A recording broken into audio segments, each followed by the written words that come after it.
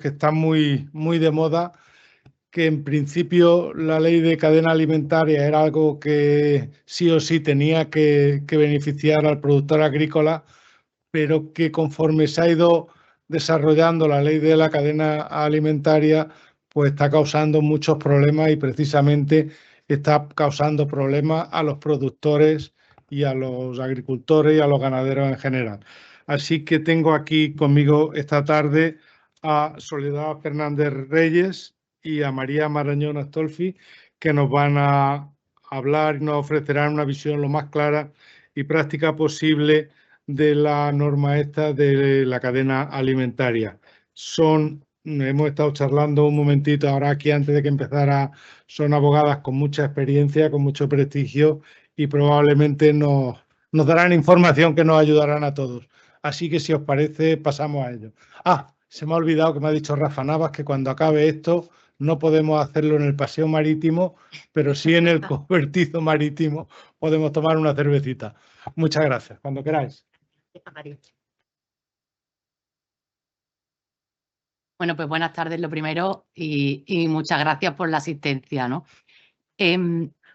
Nosotras vamos a intentar dar unas pinceladas de las obligaciones esenciales, ¿no? Porque esta materia pues es densa, es amplia y tampoco es cuestión de que nos aburramos todos aquí, ¿no? Entonces, vamos a refrescar un poco. Si puedo pasarlo, ¿no? Ahora. Ay, no. Va para adelante, pero no para atrás. Ahora.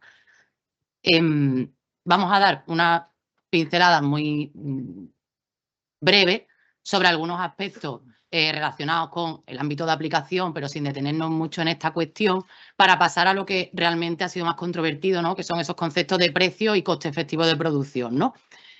Antes de eso, pues decir que la ley de la cadena alimentaria, toda la revolución normativa, ¿no? Que ha tenido también la ley y que ha propiciado pues, las diversas reformas que ha tenido, siempre ha buscado un único objetivo sustancial, ¿no? Aunque a veces nos parezca que no lo consigue, que era equilibrar las posiciones entre los distintos operadores, ¿no?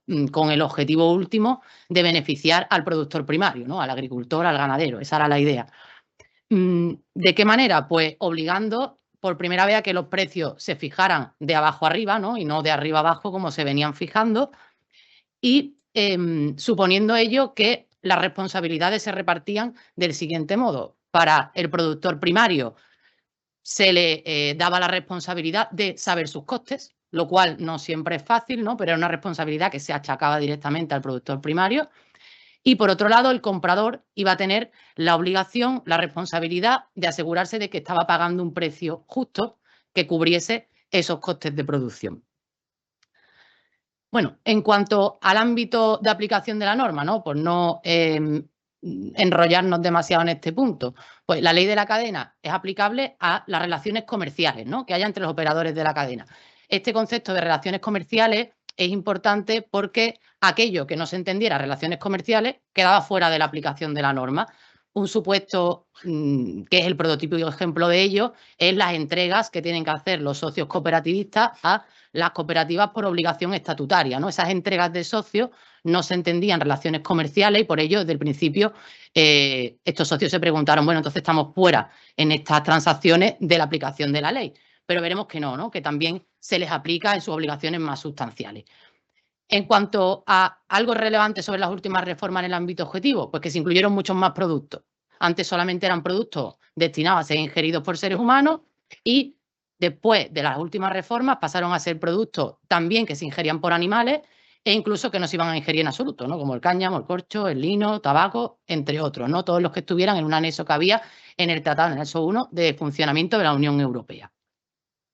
En cuanto al ámbito subjetivo, para lo que nos interesa a nosotros, pues amplió el ámbito de aplicación a más sujetos porque suprimió que tuviera que haber necesariamente una situación de desequilibrio. Dijo, bueno, pues va a aplicar a todas las transacciones en las que haya estos contratos alimentarios y también incluyó a otro tipo de sujetos como eran empresas de restauración, de hostelería, que tuvieran determinados volúmenes de facturación. Ámbito territorial, bueno, pues muy brevemente, tener en cuenta que aunque los vendedores, aunque los compradores estén situados en un Estado miembro o incluso fuera de la Unión Europea, también les aplican las prohibiciones, ¿no?, de la ley de la cadena alimentaria. En particular, ¿no?, hablando de sujeto a lo que le aplica, pues es interesante destacar el supuesto de las cooperativas, ¿no? Por lo que decíamos, en principio, las entregas de los socios por obligación estatutaria a las cooperativas no entraban dentro del concepto de relaciones comerciales, ¿no? Y por eso, bueno, pues podíamos pensar que quedaban fuera. No obstante, aunque parezca un poco contradictorio, finalmente se les aplicaban las obligaciones más sustanciales. ¿Cuáles eran estas? Las de formalizar contratos por escrito, ¿no? Se decía, bueno, además esos contratos tienen que tener los elementos mínimos que veremos que tienen que tener todos los contratos alimentarios. ¿Cuál era la única manera en que en esas transacciones entre los socios cooperativistas y las cooperativas pudiéramos prescindir de los contratos por escrito? Pues que se fijara en los estatutos, en los acuerdos, cómo se iba a determinar el valor o el precio de los productos, los calendarios de liquidación y que además todos esos acuerdos o todos esos, esa obligación que se previera estatutariamente se comunicara fehacientemente a todos los socios. Por eso nosotros normalmente recomendamos en estos casos que se hagan contratos individualizados con los socios, ¿no? Porque esto siempre es más difícil, fijar de común acuerdo esta determinación del valor, estos calendarios de liquidación y aparte comunicarlo fehacientemente a todos los socios puede ser más complejo que tener un acuerdo marco que vayamos suscribiendo con cada uno de los socios cooperativistas en estas transacciones, ¿no? ¿Cuáles son las obligaciones, ¿no?, que impone la ley? Bueno, pues aparte de las que mencionamos en la diapositiva, que son un poco las que más se han reforzado con las últimas reformas, hay obligaciones que han sido infringidas reiteradamente y que están dando lugar a muchas sanciones, ¿no?, como son no cumplir con los plazos de pago. Esa es una de las principales infracciones que se cometen. Pagos que tienen que ser a 30 días cuando son productos perecederos, desde la entrega de los productos, o a 60 días cuando son no perecederos. Dentro de esta problemática también hay supuestos particulares, ¿no?, como las entregas de los cosecheros a las almazaras industriales, ¿no?, que, bueno, pues ha habido un debate en la jurisprudencia sobre si se podía permitir que no contabilizaran esos 30 días desde la entrega de la aceituna, sino desde que el cosechero dijera, ahora quiero liquidar esa aceituna, ahora entonces cuando se va a entender que transmito la propiedad de la aceituna a la almazara y entonces desde aquí cuentan los 30 días. Bueno, pues eso está teniendo algunos vaivenes en la jurisprudencia, hay sentencias que han acogido totalmente esta teoría y otras posteriores que han dicho que, bueno, que no exactamente, que los plazos son imperativos, otras que dicen que sí, pero que tiene que estar claro que el proveedor ha comunicado fehacientemente, el proveedor de la aceituna ha comunicado a la almazara industrial fehacientemente que lo va a liquidar en este o en este otro momento. Bueno, pues está teniendo un poco de vaivén, ¿no?, ese supuesto.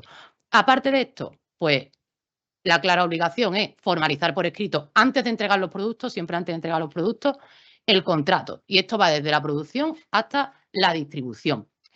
Esta obligación ya estaba también, no solamente apareció con la última reforma, pero se ha blindado en las últimas reformas, imponiendo algunas formalidades, como que el contrato lo firmen ambas partes, cada parte conserve una copia y además se conserve toda la documentación acreditativa de la relación comercial. Como os digo aquí, ¿no?, correspondencia, documentación, justificante, todo eso, 4 años. Si viene la agencia, ¿no?, si viene la ICA y nos pide toda esta documentación, tenemos que tenerla. Y también es una infracción no tenerla, ¿no?, o no poder responder a los requerimientos de la ICA. Y es una infracción, además, grave, ¿no? Por lo tanto, es importante, ¿no?, que tengamos toda esta documentación. El contrato alimentario, aunque todos tenemos una idea de lo que es, bueno, pues es cualquier contrato en el que se produce la venta de productos agrícolas o alimentarios, exceptuando cuando se va a vender ya al consumidor final. También entran los contratos de integración, ¿no?, esos contratos de colaboración cuyo ejemplo prototípico es el de los productos pecuarios, ¿no? Elementos mínimos, no voy a entrar en cada uno, ¿no?, los que tenemos en la transparencia serían todos los elementos que tiene que contener un contrato, pero sí destaco por ser aquellos que no figurando han generado pues más sanciones, ¿no?, o más infracciones, como son el precio del contrato, que tiene que figurar siempre, o las condiciones de pago y de entrega, ¿no?, en la que se incluyen, bueno, pues esos plazos en los que hay que pagar, ¿no?, tras la entrega de los productos. Siempre tienen que constar en los contratos. ¿Hay excepciones a la formalización por escrito de los contratos? Algunas, ¿no? Entre otras, bueno, pues esa entrega de los socios cooperativistas a las cooperativas, si hemos elegido la opción de reflejarlo en los estatutos o en los acuerdos. También cuando las transacciones son menores de 1.000 euros o cuando se pagan al contado, ¿no? Siempre que podamos acreditarlo con una factura. Bueno, pues con esto llegamos a la parte que es un poco más controvertida, ¿no? Que ha generado siempre también más confusión, ¿no? Y ha suscitado más cuestiones, que qué significa exactamente precio y qué significa exactamente coste de producción, ¿no? En esta norma. Bueno, pues generalmente, aunque la directiva europea, ¿no?, que traspuso esta ley reflejaba que seguía habiendo libertad en la fijación de los precios, que se tenían que determinar libremente por las partes, lo cierto y verdad es que la ley ha sido especialmente intervencionista en este punto, ¿no? ¿Por qué ha sido intervencionista? Bueno, pues porque lo que pretende es evitar de todo punto que se produzca la venta a pérdidas. Eso es lo que persigue la ley. Nos dice el ministerio, ¿no? El mapa nos dice que, oye, que si después el agricultor, el ganadero, el productor primario no tiene un margen de beneficio, que eso ya es una cuestión comercial, ¿no? Que decidirá el propio productor primario. Lo que no puede nunca es recibir un precio que sea menor a sus costes efectivos de producción. Ahí está el límite, ¿no? Y eso es lo que investiga la ICA cuando hace sus inspecciones, ¿no? ¿Eso qué ha traído para sí? Bueno, pues que se ligue inexorablemente el concepto de precio al de coste efectivo de producción. Porque el coste efectivo de producción al final es un precio mínimo.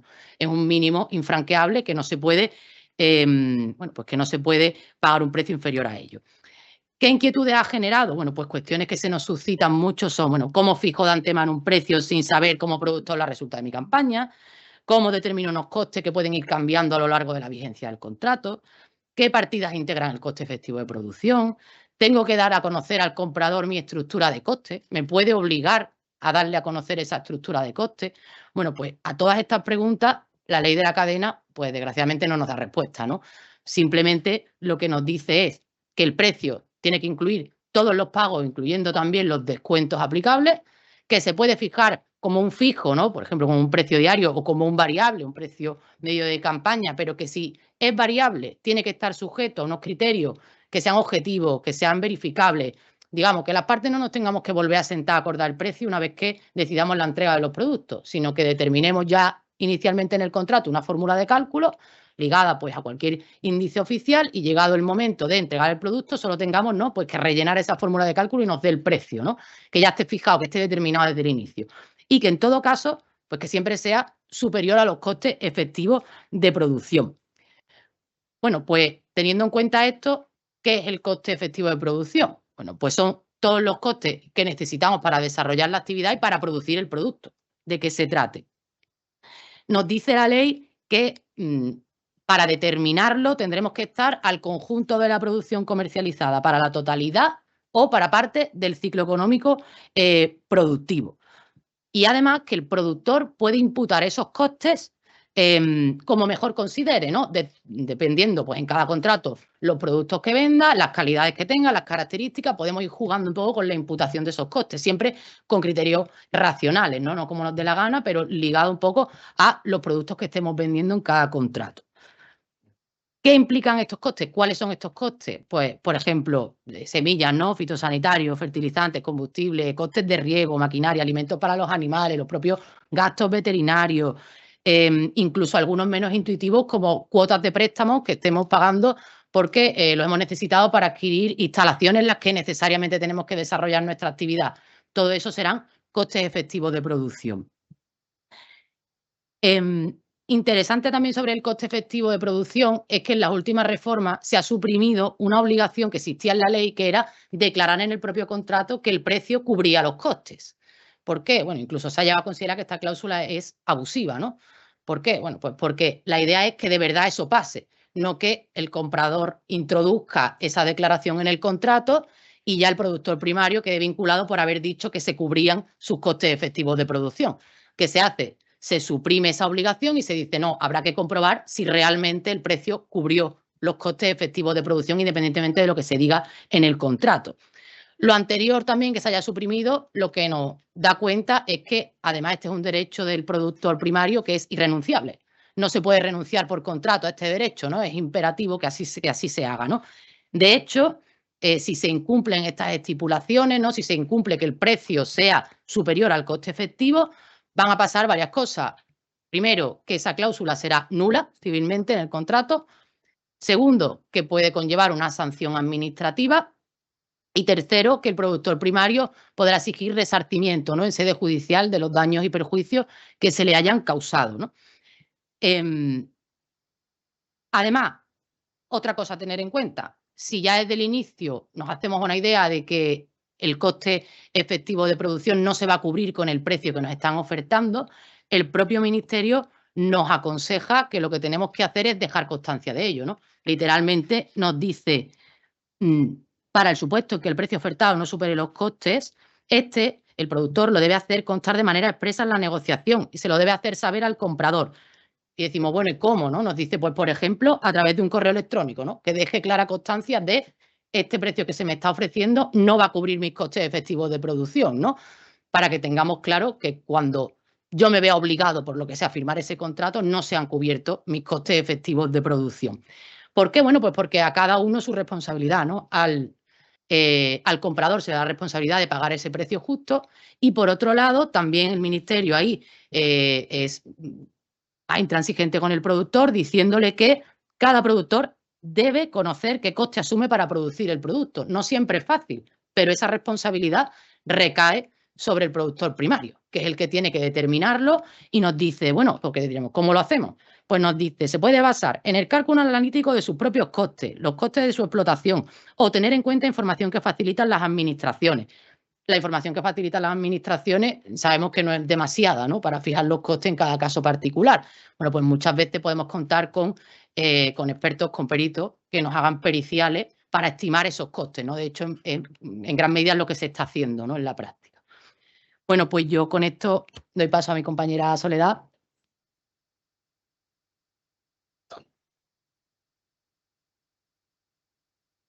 Buenas tardes a todos, es un placer estar aquí.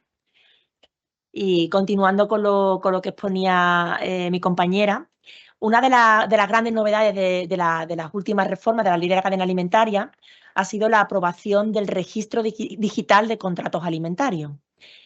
Los contratos alimentarios tienen que registrarse. ¿Quién tiene que registrar estos contratos en este registro digital? Los compradores, no son los vendedores, no son los productores primarios. Los compradores y no todos los contratos alimentarios, los que se celebran con productores primarios o agrupaciones de productores primarios. Es decir, con cooperativas, ya sea de primero, segundo o ulterior grado, con sociedades agrarias de transformación, cualquier tipo de agrupación de productor primario, pues ese tipo de contratos tiene que registrarse.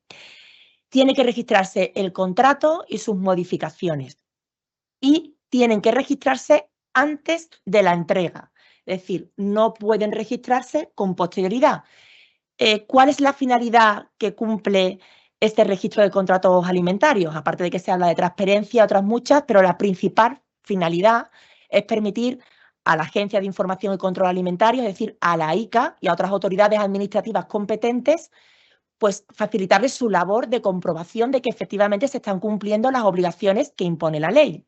Es decir, que los contratos se están celebrando por escrito, que estos contratos contienen la información mínima o el contenido mínimo que exige la ley, que el precio cubre los costes efectivos de producción. Esa es la principal finalidad que tiene este registro. Otra de las principales novedades que ha habido tras la última reforma es que se ha ampliado el catálogo de prácticas comerciales abusivas o desleales en este sector. Hay que distinguir dos grandes tipos de prácticas comerciales desleales. Las negras, que son las absolutamente prohibidas, en todos los escenarios, en todos los conceptos, y las grises. Las grises son las que, bueno, están prohibidas de entrada, pero las partes pueden previamente, bueno, pues decidir que esa práctica comercial la quieren llevar a cabo regulándola en sus contratos con absoluta transparencia y claridad. Ejemplos de las negras más, bueno, más obvias, que además han sido mayormente objeto de sanción. Pues pagar en plazos superiores a 30 días desde la entrega los productos perecederos o en plazos superiores a 60 días los productos no perecederos, cancelar pedidos de productos perecederos antes, o sea, en un periodo más breve de los 30 días anteriores a la entrega, realizar modificaciones unilaterales por una de las partes de los contratos alimentarios, de cualquiera de sus términos y condiciones, exigir pagos por el deterioro o la pérdida de los productos alimenticios una vez que estos ya se han entregado al comprador y están en su poder de disposición, negarse a confirmar por escrito operaciones de venta de productos alimentarios o que los contratos alimentarios no contengan el precio, no fijen y determinen el precio, amenazar con represalias por, porque la otra parte contratante exija sus derechos contractuales o sus derechos legales. Estas son prácticas absolutamente prohibidas y algunas de ellas, además, pues coinciden con infracciones previstas en la ley y que se sancionan en la ley. Prácticas grises, pues por ejemplo, exigir pagos por dar publicidad a los productos alimentarios que se adquieren y que se van a comercializar. O exigir pagos por exponer estos productos alimentarios o incluirlos en listados de productos alimentarios o introducirlos efectivamente en el mercado. O devolver productos que no se han vendido y sin pagar el precio por ello o el coste de eliminación. Estas son prácticas grises. Si no se dice nada en el contrato, están prohibidas, pero las partes pueden regularlas y pueden acordarlas y fijar los importes con claridad y nitidez. Evidentemente, también se amplía tras la reforma el catálogo de infracciones y sanciones. Las infracciones pues, se clasifican en leves, graves y muy graves. Nos centramos fundamentalmente en las infracciones graves. Las infracciones graves son principalmente pues, no formalizar contratos por escrito, no incluir en los contratos por escrito el precio, pagar excediéndose del plazo de 30 días los productos perecederos o 60 días los productos no perecederos, que el precio sea inferior a los costes efectivos de producción, es decir, destruir el valor de la cadena alimentaria, efectuar modificaciones unilaterales de las condiciones contractualmente pactadas. Y aquí, ojo, porque también hay una infracción grave que no es propia o habitual en el comprador, sino que es de los productores primarios. Ojo con la obligación de guardar y conservar durante 4 años toda la documentación acreditativa de las relaciones comerciales. Esto es importantísimo, porque obstaculizar de cualquier modo, impedir, enlentecer la actuación inspectora de la ICA o de otras autoridades administrativas competentes es infracción grave. Y, por ejemplo, no comparecer un productor primario cuando se requiera para que comparezca, infracción grave. No ofrecer acceso a la documentación o a la información que se requiera, infracción grave. No atender requerimientos concretos de información.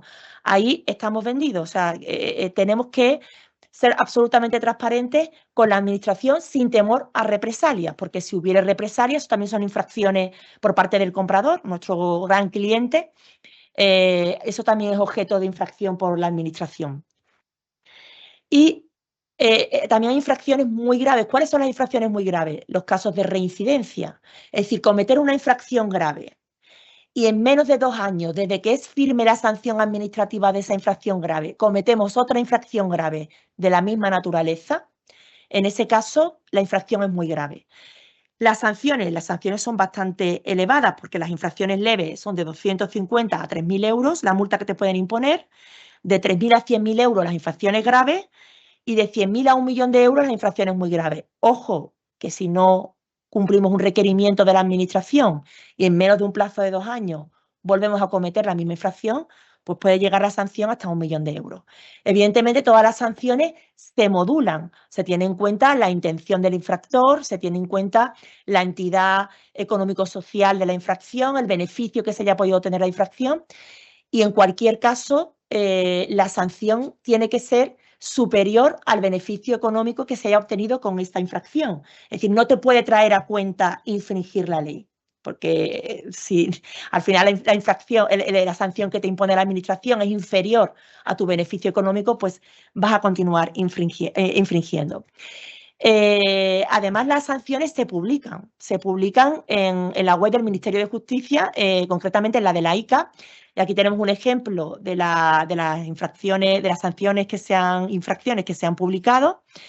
y ya no son nada desdeñables. Por ejemplo, Ferto France, por no formalizar por escrito los contratos alimentarios o por destruir el valor de la cadena alimentaria, es decir, por no pagar precios superiores a los costes efectivos de producción, ha pagado 132.000 euros. O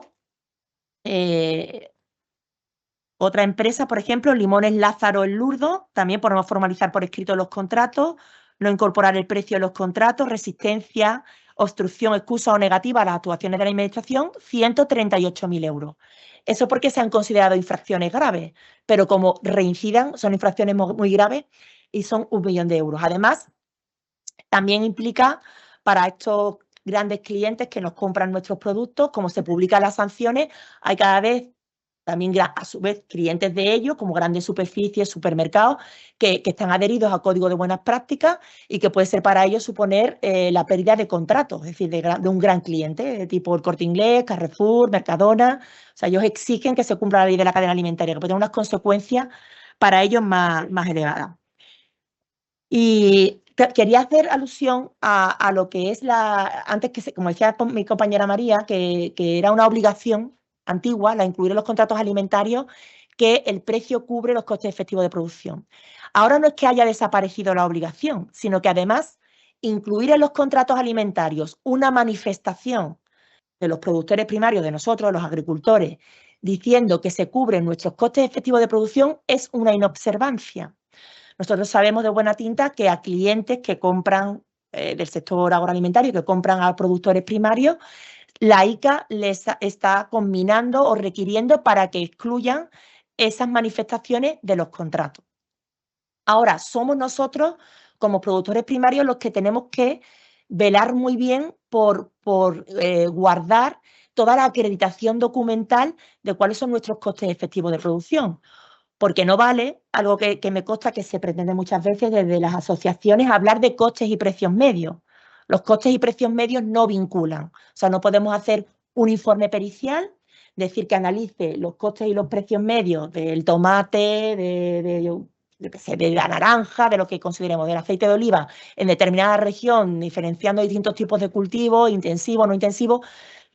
No vale. O sea, al final tiene que ser los costes efectivos de producción de cada productor. Eso sí, no tiene por qué ser, o sea, el propio productor, como ha explicado antes María, puede decir cómo quiere imputar esos costes dentro de su campaña.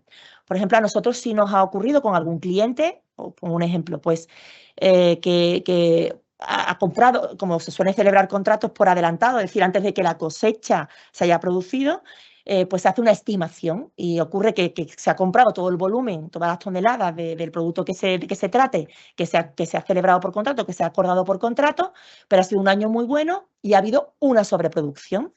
¿Qué pasa? Esa sobreproducción, al final, el agricultor quiere que se la compren, porque que se te quede en el campo es una ruina. Pero la industria dice, bueno, es que yo ya he comprado todo lo que tengo que comprar, si te compro esta sobreproducción, tiene que ser a un precio inferior al coste efectivo de producción, porque ya esta sobreoferta ha hecho que los precios bajen. ¿Cómo se puede arreglar esto? Yo te lo compraría incluso por hacerte el favor, pero tiene que ser a un bajo precio. Bueno, pues, ¿cómo lo hemos solucionado? ¿Cómo le hemos dado solución? Bueno, esta partida, este exceso de producción que te compramos a última hora para que no se te pudra en el campo, es verdad que tiene un precio inferior a los costes efectivos de producción, pero es como un anexo a los contratos que ya se han firmado, en el que sí ha habido un sobreprecio y la media del precio sí supera los costes conjuntos de producción, que siempre es mejor que se te quede y se te pudra el producto en el campo, pues llegar a ese acuerdo con el comprador. Porque al final de lo que se trata es que estos costes efectivos de producción pues sean de toda nuestra campaña agrícola y que los precios sean los precios que obtenemos medios por todas nuestras ventas, ¿no? Sí, perdón. ¿Qué recomendaciones tenemos nosotros para vosotros, ¿no? ¿Qué podemos hacer o qué entendemos que debemos hacer? En primer lugar, siempre dejar constancia de nuestra voluntad de cumplir por todos los medios que se nos ocurran, de cumplir con las obligaciones que impone la ley de la cadena alimentaria. Exigir que nuestros contratos sean por escrito. Exigir que fije el precio y que el precio sea un precio fijo o un precio no manipulable. exigir, que también lo prevé la ley, que haya cláusulas de revisión de precios, sobre todo en esos casos en que vendemos nuestras cosechas futuras, que vendemos por anticipado. Nosotros estimamos que nuestros costes van a ser estos, creemos que este precio cubre nuestros costes efectivos de producción.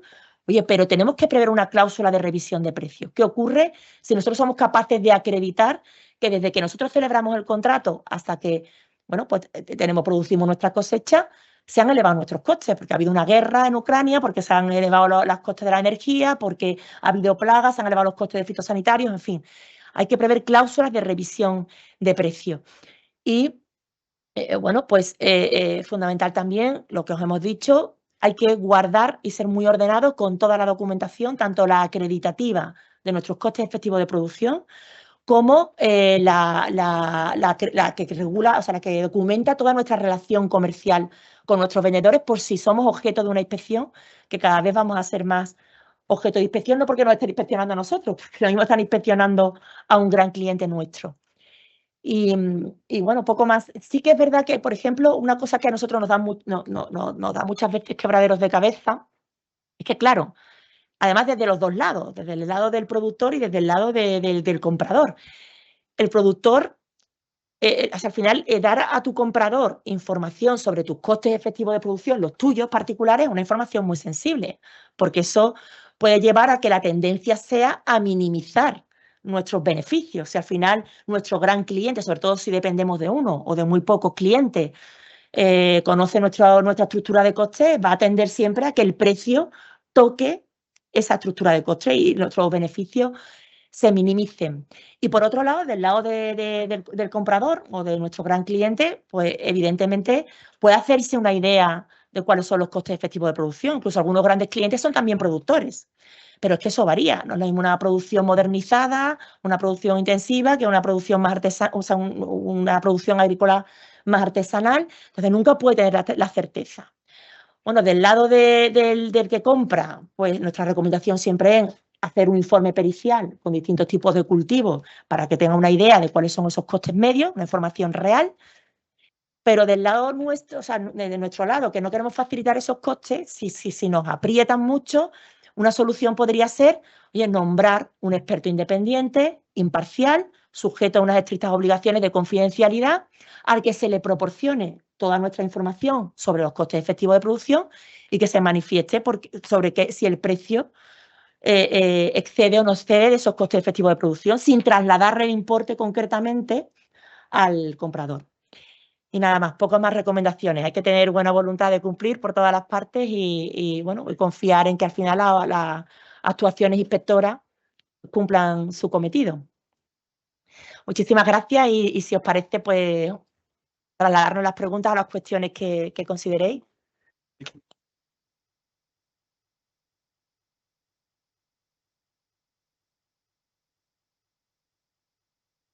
Muchas gracias. Bueno, yo sé que esto hay que hacerlo antes, pero se me ha pasado.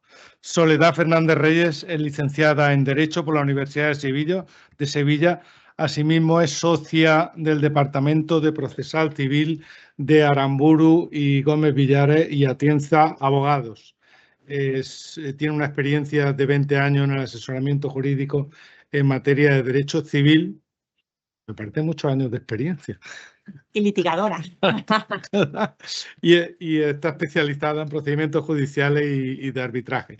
Y María Marañón Astolfi es doctora en Derecho por la Universidad de Sevilla, además de graduada en Derecho y graduada en Administración y Dirección de Empresas por la misma universidad.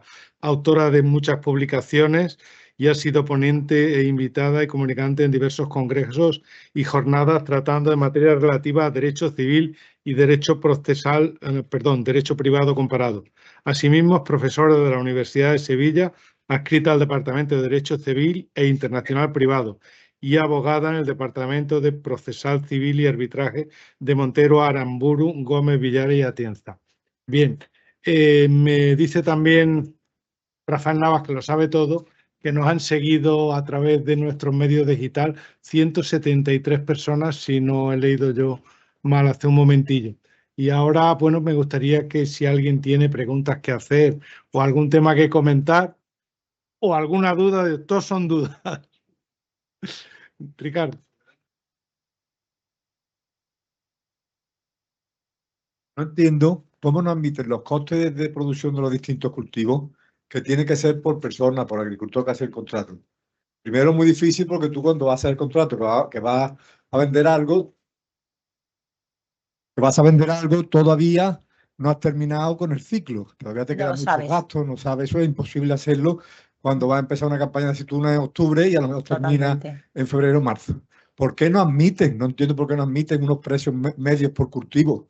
Porque eso lo admite, por ejemplo, el Banco de España para las tasaciones, tiene que ser o la norma eco o valor de mercado, y te admite para distintos tipos de cultivos. Si es olivar en espardera, si es olivar tradicional, si es ganadería en extensivo, y eso está estabulado por la Escuela de Ingenieros y eso te lo hacen y es bastante exacto.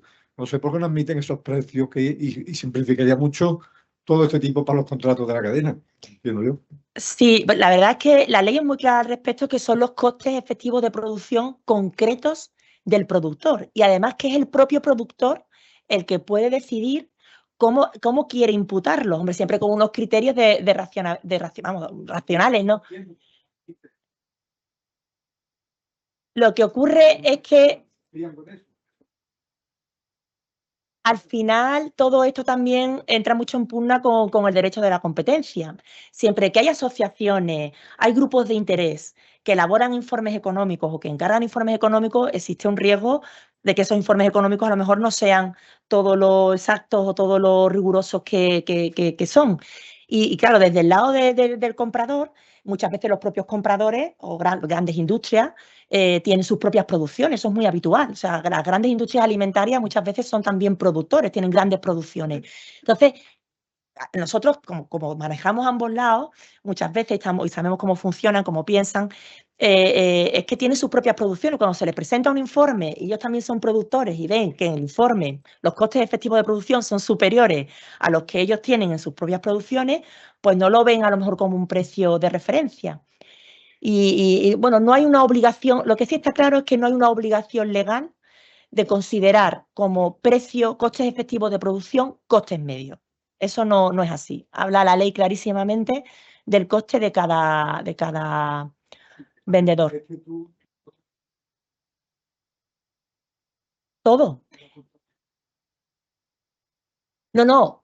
Cuando se celebra el contrato, si tú estás vendiendo una cosecha futura, es imposible. O sea, no lo sabes. Tú puedes tener una estimación basada en tu propia experiencia, años anteriores. Además que depende, claro, y además que el precio, o sea, que el precio cubra los costes efectivos de producción va a depender mucho de la cantidad de producción que tengas. Evidentemente, cuanto más producción, menor coste, es obvio. Entonces, por eso nuestra recomendación, de cara también a los dos lados, es que se prevean esas cláusulas de revisión de precios. O sea, ahora, el precio que ahora se fija, entendemos que va a superar mis costes de producción, pero hasta que yo no termine mi campaña agrícola, no recolecte y no conozca de verdad qué he gastado, cuánto he gastado, no se podrá saber.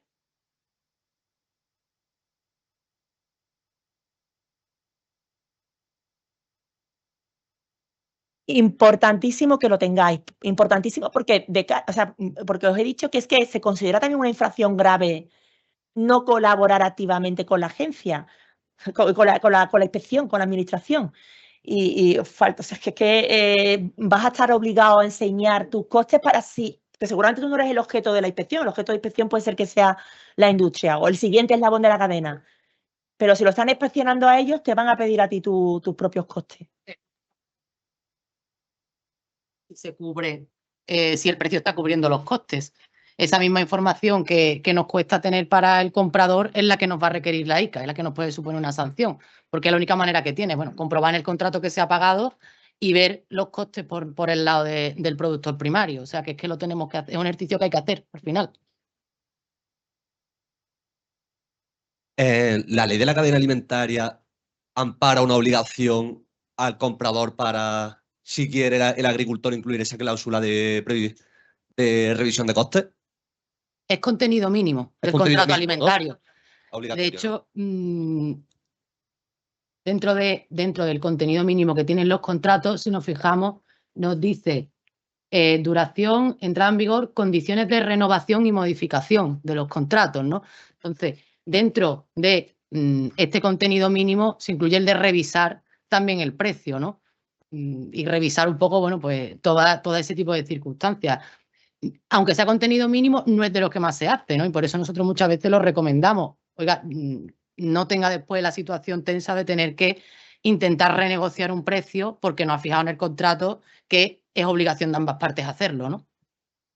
O incluso una cláusula específica de revisión, ¿no? Que proporcionalmente al aumento de los costes que se haya producido, ¿no? Y que incluso pudiéramos acreditar de algún modo, también se incremente el precio, ¿no? Que se va a pagar. Vale, muchas gracias. Carlos. Buenas. Habéis comentado el tema de lo que es la liquidación en la almazara a los 30 días. Sí. Yo recuerdo de cuando salió más o menos el tema de la cadena de que el agricultor entrega, el olivarero entrega la aceituna y claro, ya es un poco injusto el que te tengan que liquidar a los 30 días porque a lo mejor el agricultor lo que quiere es esperarse todavía más tiempo. Me sorprende que habéis comentado que incluso en este tema todavía hay controversia, pero fíjate qué flaco favor para el agricultor que no quiere que le liquiden a los 30 días porque espera o puede prever que pueda subir el precio. Eso por un lado. Por otro es, lo que estáis comentando del tema de los costes, es que me resulta tan raro porque entonces las almazaras pues no cogerían olivar de sierra, ¿no? Porque si tienen un coste de 4 euros por kilo de aceite y el superintensivo vamos a ponerle 2 euros, pues oye, vaya flaco favor le hacemos a un agricultor que tiene un olivar en desventaja. Con lo cual, me parece también totalmente injusto para el tema de la agricultura. Y luego del olivarero. Y luego, por ejemplo, me da la sensación que la ICA avanza mucho en temas de olivar, porque a lo mejor viene de la agencia del aceite de oliva, y en los otros sectores, nada. Sí, porque ¿qué pasa con el naranjero y la entrega a resultas porque se le cae la naranja? Porque estas sanciones que comenta se repercuten al final en el agricultor o simplemente una sanción para lo que es el Estado, que al final, pero que el que ve beneficio el agricultor o el naranjero de esas sanciones que se le ponen a las grandes a los compradores. Cuantitativamente ninguna. Es una sanción administrativa, es un medio de intentar que no se haga y que finalmente beneficia al agricultor en la forma en que después no lo vuelva a hacer el comprador, ¿no? Y le pague el precio justo, pero cuantitativamente de ninguna forma. ¿Y qué pasa con los olivares en desventaja, como le podríamos llamar, o que tienen costes altos de producción? Totalmente injusto. La ley de la cadena alimentaria ha recibido muchísimas críticas, sobre todo por la prohibición de venta a pérdida, porque al final, si el agricultor no puede vender a pérdida y tampoco se prevé un mecanismo de indemnización a ese agricultor que no puede vender a pérdida, pues que lo estás perjudicando el doble. O sea, se queda con la cosecha en el campo y no recibe nada a cambio. O sea, yo creo que un reclamo que tendría que ser nuestro es, oye, exigir a cambio de no vender a pérdida que yo reciba una indemnización de por lo menos de mis costes, ¿no? Y no tenga una pérdida. Pero claro, sí que es verdad que al final también ese es el juego de la economía. Al final, igual que el pequeño comerciante muchas veces se pierde por grandes superficies, pues las explotaciones menos rentables, menos modernizadas, pues van a terminar poco a poco desapareciendo. No se puede comprar a pérdida. Eso es una realidad. Y si tú tienes un coste efectivo de producción muy alto, actualmente no te da una solución a la ley de la cadena alimentaria. No te da ninguna solución. Estás fastidiadísimo porque el que te compra está también asumiendo un riesgo muy elevado. O sea, o te paga más que paga el resto o está arriesgándose a una sanción muy elevada, que puede llegar hasta 1 millón de euros. ¿Por qué se critica mucho a la ley de la cadena? Dice, bueno, es que aquí el precio tiene que superar los costes efectivos de producción, pero ¿y cuando se importa? También se tienen que superar los costes efectivos de producción. Pero claro, las condiciones aquí en España de trabajo, de todo, de fitosanitarios que no se pueden utilizar. O sea, aquí es mucho más caro producir que, por ejemplo, en Marruecos. Si nosotros no tenemos ningún tipo de norma que nos proteja, pues como nuestra producción siempre, nuestros costes de producción siempre son más caros que otros países del tercer mundo, pues estamos siendo menos competitivos. Yo creo que esta ley hace aguas por muchos sitios, sobre todo por no prever un mecanismo. Así no se puede vender a pérdida y nosotros realmente pues podemos no negarnos a vender, nos tienes que prever un mecanismo indemnizatorio. Porque si no, al final tú quieres vender y te buscas la fórmula para vender como sea, para minimizar tus pérdidas. Y hombre, y evidentemente, pues para los compradores es una posición también difícil. Ellos no quieren comprar a pérdida. Pero claro, quieren comprar de producciones rentables, de producciones optimizadas. Y las producciones no óptimas pues terminarán desapareciendo. Y también por eso viene la controversia un poco en la jurisprudencia, ¿no? Que está alejado de la realidad muchas cosas que están en la ley de la cadena alimentaria, como en ese caso de almacenar los plazos de pago, ¿no? En este caso es que se decía, oiga, no, es que al final la idea es proteger al agricultor y eso es lo que ocurre en este tipo de operativa, que le permite jugar con el precio del mercado y poder obtener un mayor beneficio.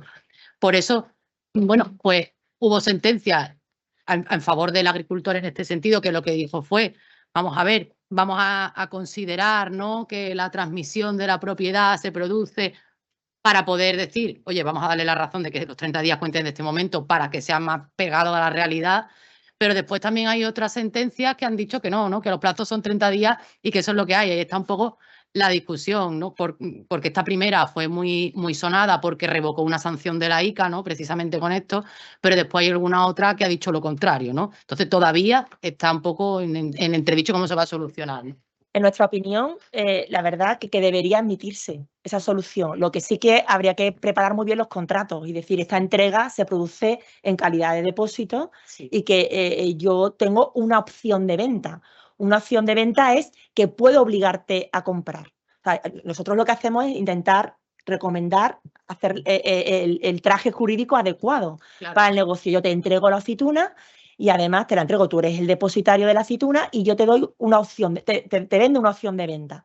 Te puedo obligar a comprarme y tengo este plazo para ejercitarla y la ejercito cuando yo decido ejercitarla y además como tenemos un índice de referencia que es Pool Red y ahí no hay trampa ni cartón con los precios, oye, yo veo que ahí montándolo bien, con una adecuada regulación jurídica, no se debería sancionar a la industria por ese mecanismo y además que beneficia al agricultor. Es que las normas no se pueden aplicar sin tener en cuenta la finalidad que persigue la norma. Sí, la norma lo que pretende es proteger al productor primario y hacemos una interpretación y una aplicación que no se adapta a la realidad de cada mercado. Cada mercado es diferente, el plátano, el hortofrutícola, o sea, el de la fruta y verdura. Es que no se puede terminar perjudicando a la parte que tiende a proteger, ¿no?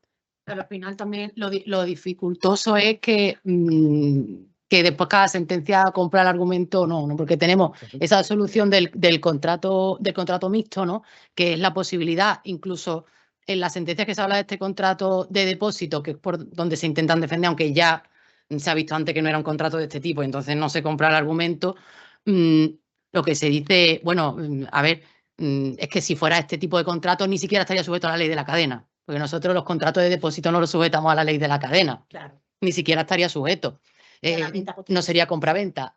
Ahora, claro, teniendo en cuenta eso y teniendo en cuenta que solo se vende en el momento en que yo comunico, ahora voy a liquidar, entonces, bueno, quizás podríamos comprar esto, pero tendrán que demostrar que ha sido el proveedor de la aceituna el que ha elegido que en ese momento vende. Y la mayoría de los casos no se podía aprobar. Por tanto, muchas veces tener el asesoramiento previo de saber cómo montar bien este...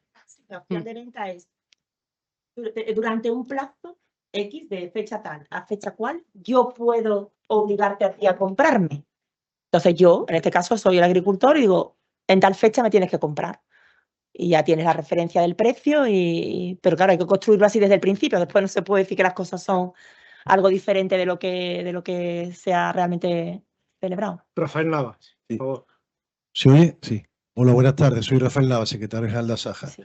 Bueno, en relación a los comentarios que habéis hecho, quiero destacar una posición que hemos mantenido de Asaja desde el primer momento. Asaja, esta ley en su momento la vimos como positiva en su origen cuando salió, porque la idea era, como bien habéis dicho, proteger al productor, ¿sí? Pero eso no se ha producido en la mayoría de los casos. Entonces, uno de los motivos por los que tuvimos movilización el año pasado y una de las banderas reivindicativas que tenemos como organización es que la ley de cadena alimentaria sí, pero no esta, ¿eh? Porque esta ley trae muchas disfunciones y está claramente perjudicando en muchos casos a los productores. Ha puesto Carlos varios ejemplos en el caso de la aceituna, pero en otros muchos productos está ocurriendo, ¿sí? Estamos negociando hace mucho tiempo con el Ministerio, pero el Ministerio está cerrado en banda y os puedo garantizar que es una de las banderas reivindicativas que tenemos, cambiar la ley alimentaria sí o sí, porque los perjuicios que está trayendo son casi peores que si no existiera la ley, en muchos casos. Y por tanto, hoy pretendíamos que la gente conozca la legislación porque está en vigor, que puedan tener un asesoramiento de primera mano para evitar los mayores errores posibles en esta cuestión, pero sobre todo es reivindicar, y como esto queda grabado con claridad, lo decimos desde Asaja, esta ley no sirve para la función que tenía y estamos radicalmente en contra y exigimos una modificación inmediata de la misma al Ministerio, que es el competente para ello. Gracias. Gracias, Rafa. Francisco. Es que el caso del Pool Red. En el caso del Pool Red, o sea, una cosa que debía ser muy objetiva, al final hay veces que el Pool Red no refleja los costes. O sea, es inferior a los costes. ¿Cómo cumples eso? Lo que estamos llevando a una desaparición de las explotaciones que siguen con los olivares tradicionales. No sería vamos, no estamos Sí, la verdad es que al final, si tú tienes un mercado en el que no es obligatorio comunicar las operaciones, pues al final ese mercado no es todo no obedece tanto a la realidad, ¿no? Pero de todas maneras también hay, o sea, que al final estos conflictos, estas dificultades también lo están en operaciones de aceite entre grandes empresarios.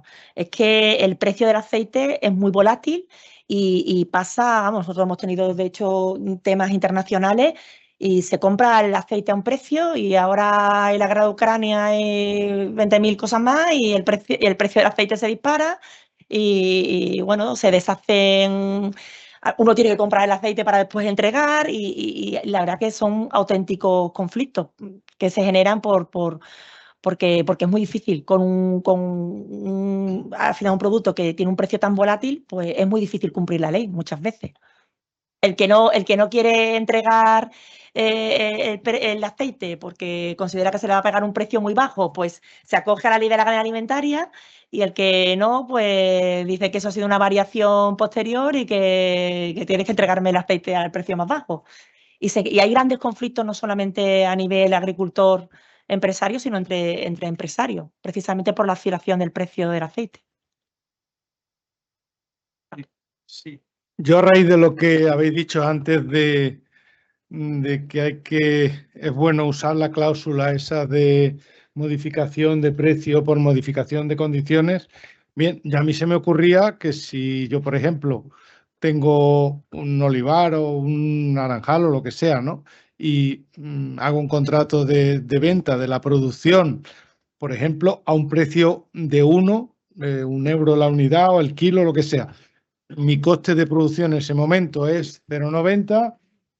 El comprador está interesado en comprar ese producto a 1 euro, yo en venderlo a 0,90 y ahora ponemos una cláusula de revisión de precios y ocurre, pues yo qué sé, lluvia, sequía, lo que sea. Plaga. Lo que sea. Y yo ahora digo, oye, que mi coste de producción, que antes era de 0,90, ahora está en 1,10. Y encima el mercado se ha hundido y en lugar de valer el producto 1, ahora vale 0,90. ¿Qué hago? Ya no le puedo vender, este no me quiere comprar, ¿qué, tiro la cosecha?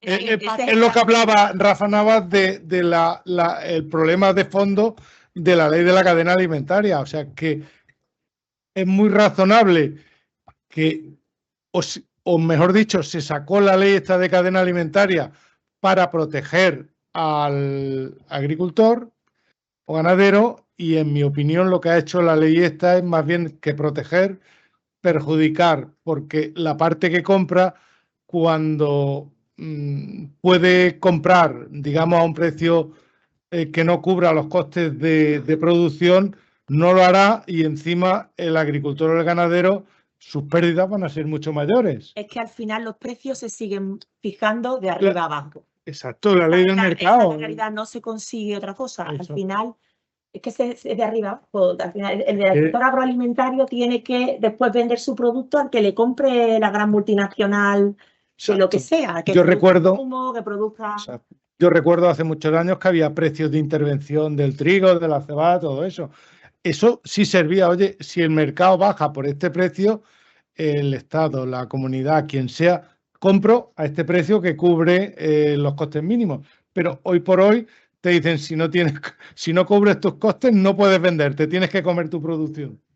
Tendría que haber una indemnización. O sea, para ese caso, una indemnización estatal. Es decir, el que no demuestre que no puede vender porque no encuentra un comprador a este precio, o se le autoriza a vender a pérdida y se le indemniza. Exacto. Pero también para que no haya sanción para el comprador. Correcto, no, para el comprador tanto como para el vendedor. Es que me encantaría poder comprarte, pero es que no puedo comprarte. No, exacto.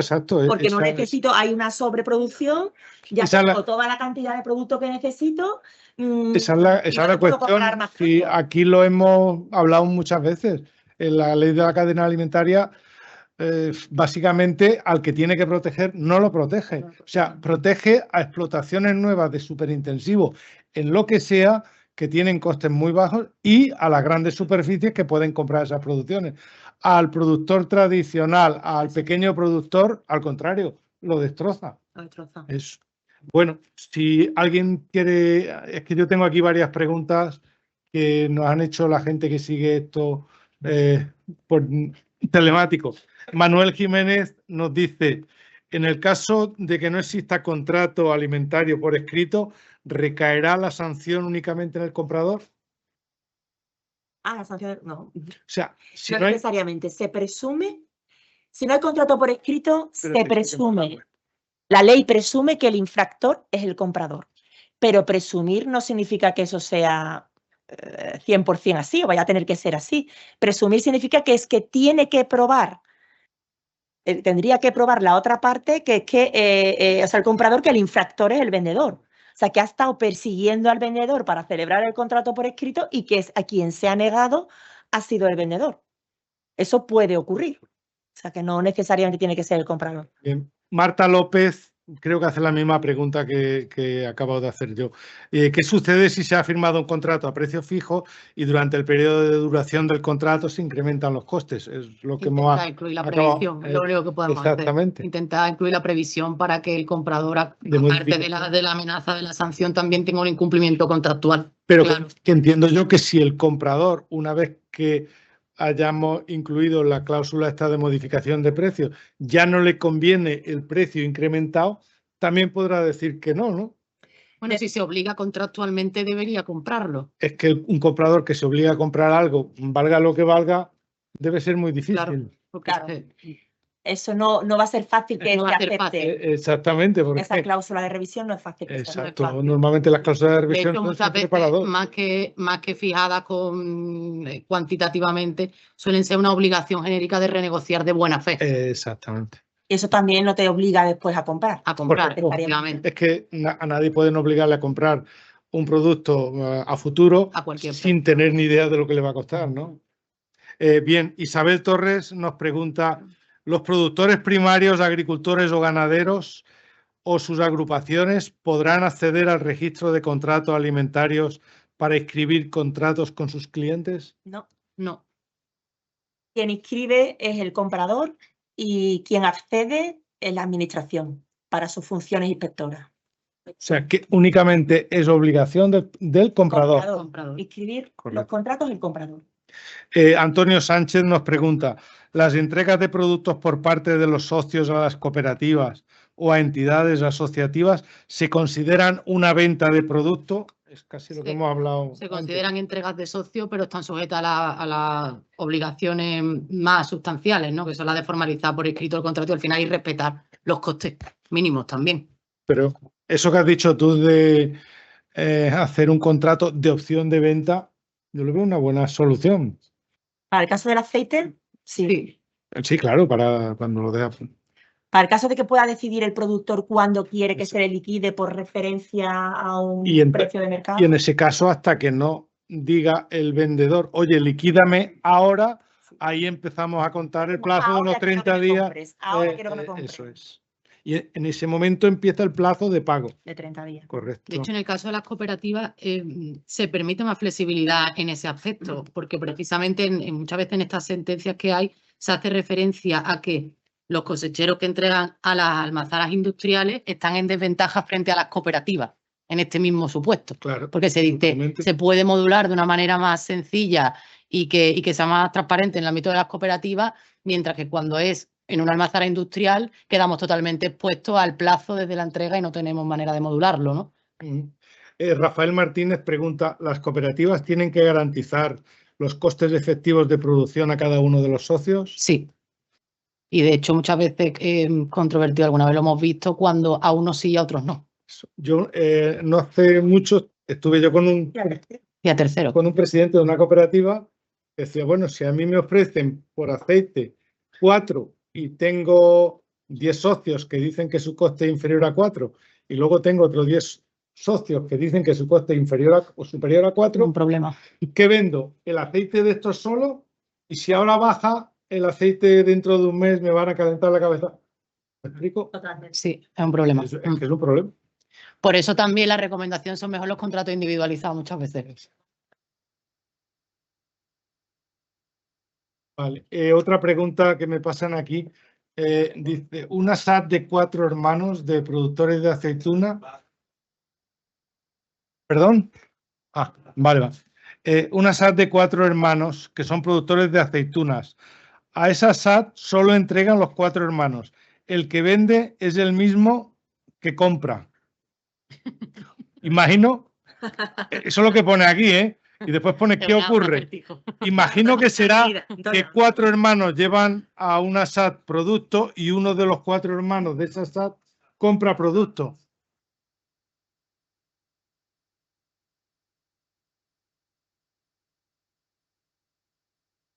Vale. Me explico, 4 socios, la SAT les compra a los 4 y ahora la SAT vende el producto. Ese. Wow. Bueno, pues Nada, igual. el que vende, igual, el que Tendrá que vende. asumir el rol en cada... Sí, igual. O sea, una Y ahora, Rol de comprador, rol de rol de vendedor. comprador, rol de vendedor. exactamente. Pero es que eso no tiene, o si tienen personalidad jurídica la SAT. Es así. Disculpar, otra pregunta. Como productor, ¿puedo acordar fijen el precio al año? O sea, que se fije el precio dentro de un año, supongo. Tiene que quedar determinado exactamente cómo se va a calcular el precio dentro de un año. De acuerdo. Otra pregunta. ¿Se puede considerar la PAC un ingreso de cosecha a la hora del cálculo del precio? Eso se ha debatido. Buena pregunta. Eso se ha debatido Pues muchísimo. Eso se ha debatido Se muchísimo. ha debatido mucho. Bueno, No es nada. no es pacífico. No es pacífico. De hecho en las excepciones que se hicieron al plátano de Canarias con las ayudas, se deduce que la regla general es que no. Es que no. Porque para el plátano de Canarias se permite deducir las ayudas por esto mismo. Por tanto, se ha entendido, oye, si esto es una excepción para el plátano de Canarias, significa que la regla general es que no se puede hacer. Pero bueno, no se dice tampoco claramente en ningún momento. O sea que la subvención no es coste de producción. No minora, claro. No minora el coste, eso es lo que quiero decir. Entonces eleva mucho los costes de producción. Claro. Pero mucho, mucho. No podría vender nadie o casi nadie de nada. Pero que no es pacífico. No es pacífico, Que no es eso pacífico. No hay ni pronunciamiento de la administración claro, que los autores dicen que como hay una norma especial para el plátano, se tiene que la regla general al contrario. Los autores al principio lo daban por hecho que sí, que se debían deducir, que se tenían que tener en cuenta los ingresos, los costes y con eso hace la costelera. Ahora, cuando salió esta disposición excepcional para el plátano de Canarias, se dijo, bueno, si está en la excepción, está en la prerrogativa que se le está dando al plátano, será porque la regla general. Para mí particularmente no tiene sentido que no se deduzca, la verdad. Para mí no. Para mí no tiene sentido que no se deduzca. Y se oye bien, ¿no? Aunque... no se oye. Es verdad. Yo, hablando de esto o sea, esto último de la subvención, eso es dar por hecho que cualquier agricultor o ganadero, digamos, su PAC, el volumen de ayuda de la PAC, son como mínimo o es como mínimo el importe de sus beneficios. Me explico, si yo tengo un producto que mi coste son 10 y lo vendo a 10 porque es mi coste y la subvención no entra, la PAC no entra, la PAC son beneficios netos para el agricultor y eso dista mucho de ser real y de ser verídico. Entonces, si se tiene uno que es minorar, o sea, que la PAC no entra a minorar el coste de tu producto, pues prácticamente no podría vender nadie, casi nunca nada. En mi opinión particular, sí debería minorarlo. En mi opinión particular, pero no podemos decir que esta es una respuesta institucional, jurisprudencial, o sea, que lo que opine yo no. Ya, pero vamos. ¿Alguien tiene alguna pregunta, alguna cuestión? No. Pues muchísimas gracias por vuestra asistencia, muchísimas gracias a vosotras por esta charla que ha sido, a mi parecer, magnífica y muy ilustrativa y muy informativa, porque aunque ya digo, personalmente pienso que la ley de la cadena dista mucho de poder beneficiar al agricultor y al ganadero, pero es bueno estar informado de cómo funcionan las cosas. Muchísimas gracias y ahora en el cobertizo playero tomamos una cerveza, ¿no? Es que tenemos paseo marítimo, pero hoy no hace día de... Muchísimas gracias a todos. Muchísimas gracias.